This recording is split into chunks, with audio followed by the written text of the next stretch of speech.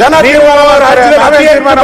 ಮಂಡನೆ ಮಾಡಿ ಉತ್ತರ ಕರ್ನಾಟಕಕ್ಕೆ ಅನ್ಯಾಯ ಮಾಡಿ ಉತ್ತರ ಕರ್ನಾಟಕದ ವಿರೋಧಿಗಳು ನೀವು ಉತ್ತರ ಕರ್ನಾಟಕದ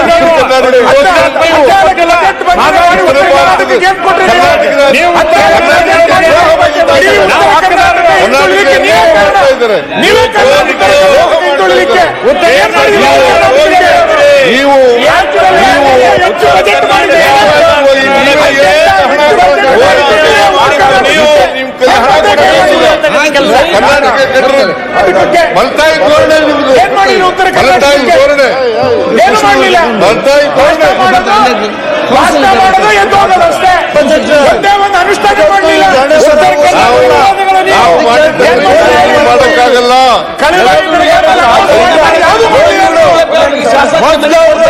ಉತ್ತರ ಕರ್ನಾಟಕದ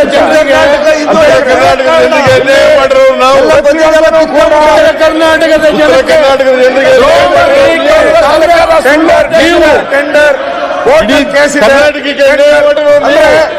ಸಿಎಂ ಅವರು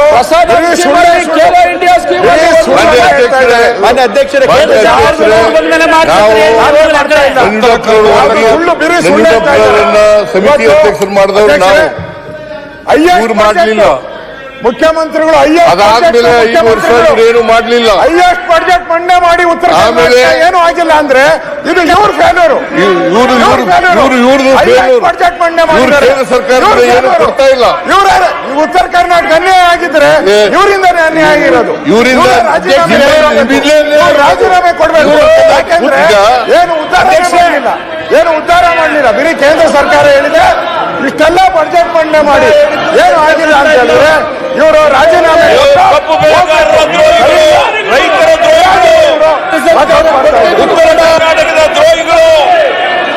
ಉತ್ತರಕ್ಕೆ ಇವರು ವಾಕೌಟ್ ಮಾಡಬೇಕು ಅಂತ ಮಾಡ್ಕೊಂಡಿದ್ದಾರೆ.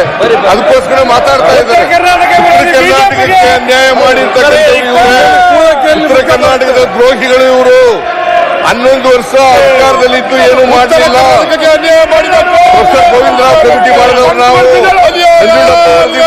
ಕಮಿಟಿ ಮಾಡಿದವರು ನಾವು, ಅದನ್ನು ಜಾರಿ ಮಾಡಿದವರು ನಾವು. ಇವರೇನು ಮಾಡಲಿಲ್ಲ. ಬರೀ